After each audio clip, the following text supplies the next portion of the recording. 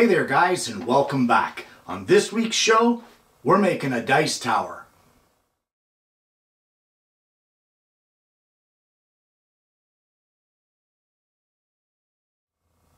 Well, what exactly is a dice tower? Well, it is a small little tower that when you're playing games that involve the roll of dice or die, you drop them down in the top of the tower and they shoot out the bottom into a tray with your roll. Now, it prevents the dice from shooting all over the table and keeps everything contained, and it's a little bit of a novelty and a bit of fun for dice playing games. So what does it start off with? For this project, we're starting off with some 1/4 inch thick cherry. I have here a piece of cherry. It is 1/4 inch thick. It's 24 inches long, and I have jointed one edge. We're going to start off with the front and the back of the tower, and for that we're going to need two pieces that are 3 5/8 of an inch wide and 8 1/8 of an inch long.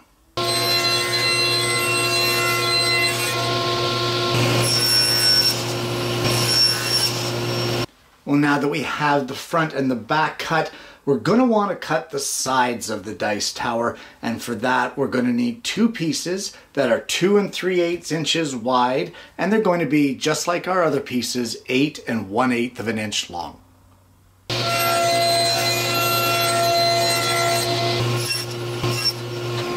We need to, at the top of each of these pieces, do a little bit of layout. We're going to make this look like a castle.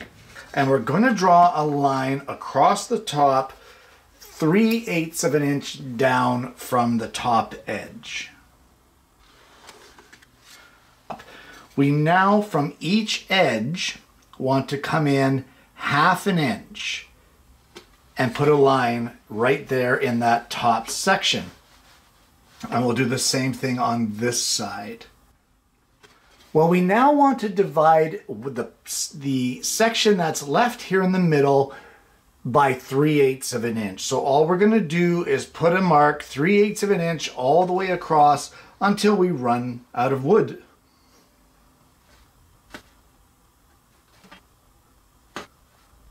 And all we're going to do is we're going to duplicate these marks onto our other piece as well. And we're going to take it over to the scroll saw, and very carefully we're going to cut out this section, this section, this section, and this section on both of our front pieces. Well, we now need to do some layout on our side pieces of our dice tower. And we're going to start off the exact same way by drawing a line 3/8 of an inch down from the top edge, like that. Then on each side, we're going to come in 1/4 of an inch. So 1/4 of an inch there, and 1/4 of an inch here. And then, just like we did with the other one, we're going to divide it into 3/8 of an inch sections. And then over at the scroll saw, we will be removing this section, and this section.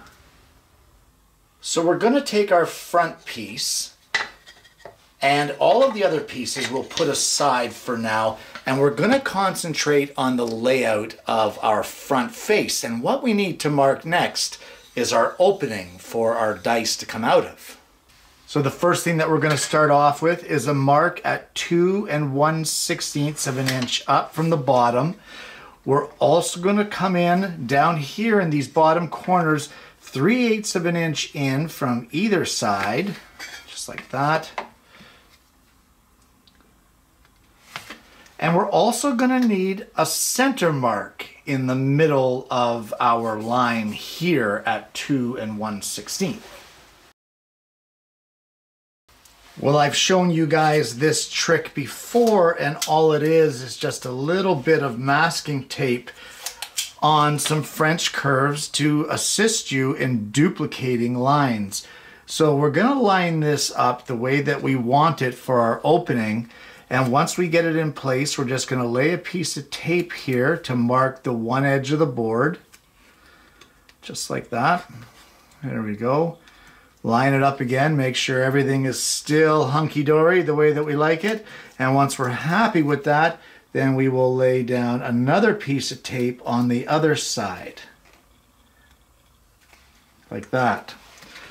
So all you have to do now to duplicate the marks on each side is line up your tape marks with the edge of your board, just like this. And we can draw the one line. And then we'll flip it over. And the same thing, line up our tape with the edge of the board, just like this. And once we get it lined up, we'll draw out the other half of our door. And there we have it, like a castle entrance sort of thing. We will now take this over to the scroll saw. We're going to cut this out. Well, with all the exterior walls of our tower cut, we can now put them aside just for a few minutes and turn our attention to making the ramps on the inside. And we have a piece here. It's an offcut from the sides. So this piece here is one of our 2 3/8 pieces. And as well, I have also cut a piece here that will be for our front ramp that will allow our dice to exit out the door. And that piece is cut at 3 1/8. So let's take these two pieces over to the table saw and we can cut our ramps. Well, I have my table blade tilted at 30 degrees and I have my 2 3/8 of an inch wide piece of cherry that's 1/4 inch thick. So the first thing that I'm going to do is I'm going to chop off the one end to a 30 degree angle. Once I get that done, I'm then going to measure back 2 3/8 of an inch and cut this piece again to give us a parallelogram, and then I'll make a second one just like it. Well, I now have my 3 1/8 inch wide, 1/4 inch thick piece of cherry. I have reset my table saw blade to 45 degrees and I'm just going to cut this one end here. Well, unlike the other two ramps that we made, we want this one to be mitered opposite from each other, kind of like you would for a picture frame. And the measurement from the tip to tip here of your 45 is going to be 3 5/16. So we'll just set up our stop block here and we will cut our piece. And at this point, with our 4 tower pieces and our 2 side ramps and our 1 front ramp, we're going to give everything a good sanding with 220 grit sandpaper. Well, it's now time to assemble this. And the first thing that we're going to start with is gluing our sides onto our back. But the way we're going to do it is once we get them in place here, ready to go, we're going to use this ramp here as a spacer, as well as our offcut as a spacer, so that we get everything lined up properly and we can glue it in place. Well, now that the glue is pretty much set, we can remove our spacers and our clamps and we can move on to the next step, which will be to install these smaller ramps. Now for the first one, what we're going to do is we're going to measure down 3/4 of an inch from the top edge here, and we're going to glue this in place both to the back of our tower and to the side of our tower. Then we're going to come over to the other side. We're going to measure down from the top 3 inches, and we're going to do the same thing. We're going to glue our next little ramp in place just like that. And our last piece to install is going to be our lower ramp. So we will apply some glue here and to both sides. We'll place it in so that our back 45 lines up with the back of our piece and the bottom is flush with our bottom sides of our tower.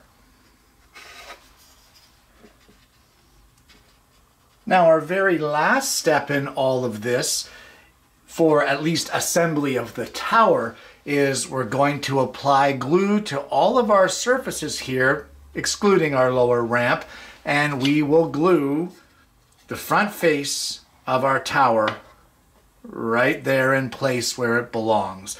And then we're going to clamp this up and we're going to let it dry overnight. Well, after some sanding and a 1/8 round over on all corners, we have our dice tower finished. So now it's time to turn our attention over to the tray. And for that, we're going to make the walls of the tray out of some 1/4-inch thick cherry, the same material that we used for our tower. Well, we'll start by ripping some cherry at 1.5 inches. We will also rip a little bit at 1.25 inches. That will be for the tray back.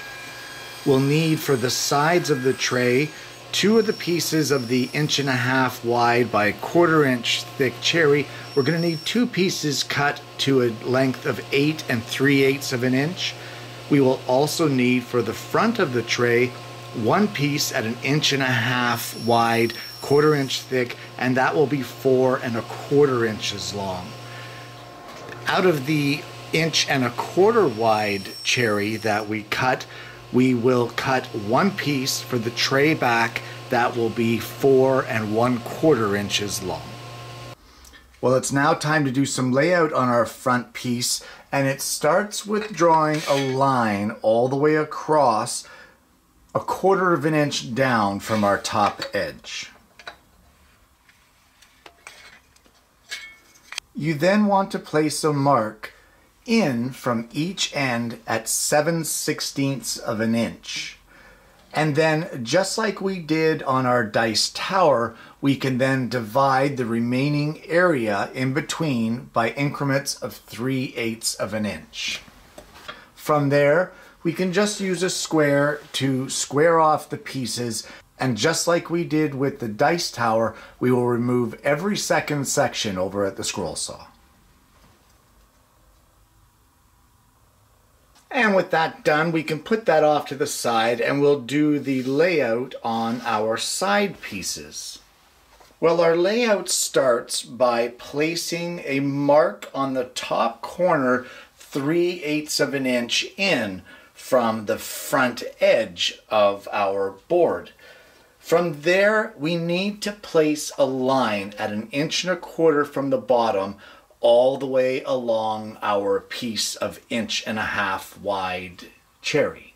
And then using a medium set of French curves, we will just curve a line down from the mark at 3/8 inch in right down to the mark at 1.25 inch.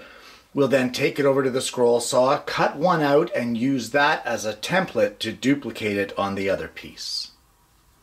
Well, all I have done is I have cut a piece of 1/4 inch thick hardboard for the bottom of our tray, and it is 3 3/4 inch wide and 8 3/8 inch long. And if you remember, that 8 3/8 coincides with the length of our side pieces. So again, no fancy joinery here. We're going to place our castle front here on the front of our tray and our 1.25 inch piece at the back, and we will just glue this whole thing together and then let it set up. And with the tray dried up, we're just going to give this a really good sanding, soften up our corners, and then we have one more step to do in order to complete this project. Well, the final step in all of this is to cut yourself some thick felt, the same dimensions as the base bottom. And that, my friends, is our dice tower. And there you have it. A dice tower. Guys, this project is a ton of fun, and you get great results with a minimum amount of tools and, you know what, I don't want to say skill, but this is a great project for all of you beginners out there or those of you that are learning the scroll saw. There is absolutely no reason that you couldn't cut every single part that is done with this project with a scroll saw. Absolutely no reason whatsoever. The lines don't have to be 100% perfect for this project to go together, and even if it's a little proud or a little woogity, well, you know what? You can change that with a little bit of sandpaper, mount it on a 3/4 piece of MDF to sand that perfectly flat. This is a great gift for the game players in your family. And I don't mean the ones that like to call you behind the scenes and say, hey, did you see what Aunt Phyllis did at the Christmas dinner? No, that's not the kind of game player I mean. I mean the guys that like to play the games that involved dice rolls. I don't want to mention any names, but see. So anyway, if you have a game player in your house, this is a fantastic gift. The best part is that it doesn't really take up that much room. I mean, it looks rather large here, but the design of this is that when you're done using it, it folds down on itself to take up an awful lot less space. So, you know, it's not that intrusive.